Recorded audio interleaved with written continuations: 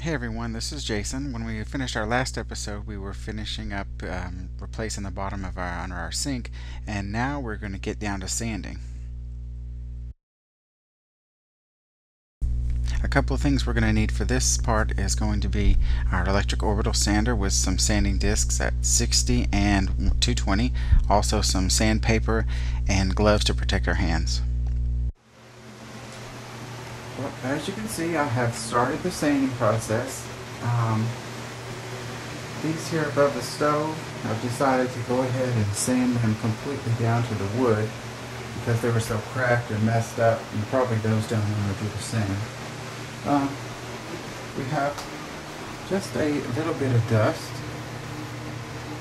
so it's definitely a lot of sanding, but it looks a lot better. And definitely once we get it painted, it's going to look great. Alright, we have fixed the hole. You can see where I put the Bondo on and sanded it. That makes us our new place for our cabinet. I've sanded all the cabinets. These up here, like you saw earlier, completely sanded the fronts off of those. That one sanded.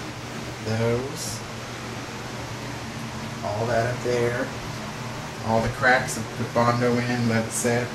Here in the front, completely rebuilt the bottom half of that. And today I'm working on the doors. It's a little cold outside. My voice is muffled because I'm wearing my face mask. But today I'm working on the doors. You can kind of see where I have tried to fix them previously with some paint. This one, you can see they're pretty knocked up around the edges there. And also the water damage on this one is very clear. You can see it. But the first thing I'm going to do is sand these down with 60 grit sandpaper on my orbital sander there. And then I'm going to go back over it with 220. And the first thing I'm going to do though is try to get all this that's flaking off, try to get that all off and down to a smooth edge. I've gotten the first round of sanding done, and you can see how it's got that soft edge where it was all flaked up. Right here, not so much, but I've got to go back and do that by hand. But when I'm talking about soft edge, I don't know what the official industry word is, but see how this is it just goes into that and has that real fuzzy edge on it, as opposed to here where it's like a hard jagged edge. I've got to finish this. I just want to show you. And this is the one with all the water damage. And you can see where the water stopped, and that's all been sanded off smooth. So the next step is to go ahead and finish this one and go back over everything with a 220. That pretty much takes care of sanding the doors, drawers, and cabinet faces. The next step is to add the molding to the top and bottom of the top cabinets, and then get that molding sanded, and then we'll be ready to prime it and paint. We're also taking this opportunity to remove this little picket fence molding at the top of the cabinets and add new molding to it that's going to make it look a lot more modern and also give it a little more expensive look. We're adding crown molding to the top of our cabinets to make them a little more substantial. So we're adding crown molding across the top, and then we're also, here on the bottom, we're going to add, I don't know what it's called, base molding or whatever, but we're going to add this to the bottom, so it should make the cabinets look a little bit more substantial. This bottom one already has the little notch cut out, so it'll fit under here nice and secure.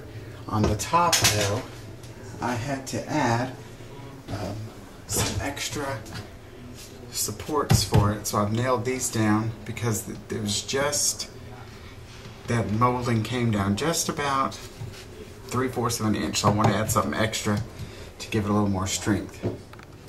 Finished the crown molding around the top of the cabinets. Next is the base molding. We removed the tile. Some places it worked out okay, Other places it did not, so I'm going to be replacing the sheetrock tomorrow and just doing some quick patching on the other stuff. I finished with the molding.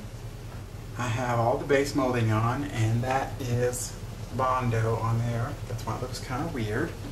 I'm going to sand that off once it's dry, and then it'll be nice and primed, and it'll look like a seamless finish. So anyways, that's kind of how the cabinets are looking. So we have our base on there, and now we have our crown on there as well. Next step is just to sand off those edges and then prime it. Before we put on the primer, we're going to be using a liquid deglosser, and just follow the directions with that, followed by a primer that is a shellac based primer from Zissner called Ben, and then we'll be applying it with cabinet and door and trim rollers. Here are the doors, and they have been primed front and back and sanded. And now we have finished priming the cabinets. So we have the crown molding across the top, which now that it's all the same color is starting to look really good. And then that's the base molding around the bottom. My little opening for my new door has come together.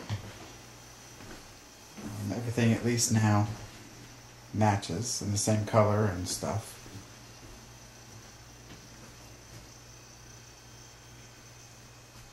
That's the microwave cabinet. Now it's all the same color and nice looking inside. Here's the other side where the stove is.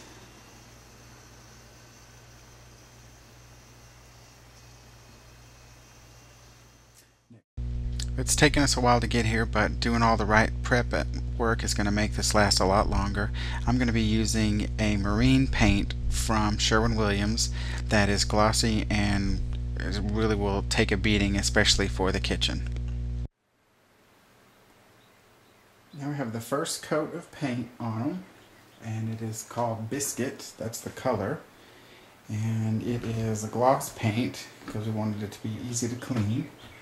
I'm not sure if you can tell, but it's just a little bit not quite white, but you can sort of see.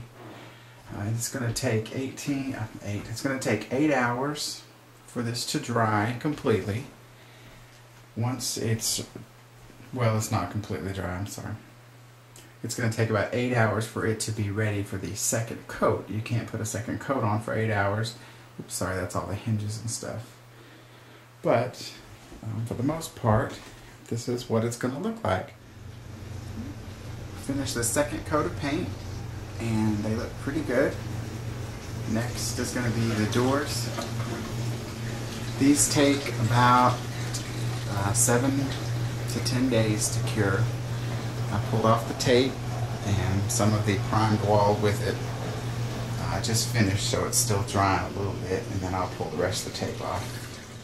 This is all the doors now. They've been painted on the front, and I'm using my dining room as a drying area because we're least likely to be in here. That's the little spice holder elevator things. There's the rest of them.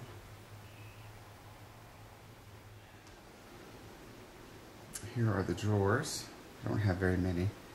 They're on the fireplace. When I was painting the doors, it was hard to do both sides, so what I did was create these little stands out of finishing nails and sheetrock, and I was able to set the boards on them, and it would let both sides of the board be painted and be able to cure without messing up the paint. And this is also a comparison of a new door versus an old door. Definitely a big difference. Here we are back in the kitchen. There's my new door with stuff in it. I've got everything put back in the cabinets. I haven't got the doors on yet, but we have a bunch of stuff. You don't realize it until you're actually dealing with it. After the doors go back on, the tile backsplash has already been purchased, and we have a new stove that we're looking into, and hopefully the countertops won't be long, the sink, and then the floor. I've got the cabinets, doors, and drawers back on, and this is what they look like now that they're finished. We've been using the kitchen for a few days, so all the magnets and stuff are back up.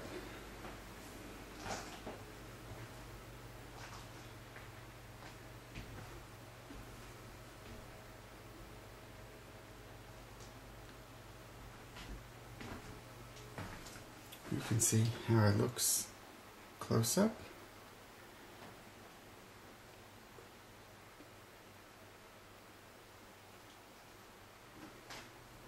And these especially are the doors that were really messed up. We completely sanded them down and redid them. And that's the area over there and the sink.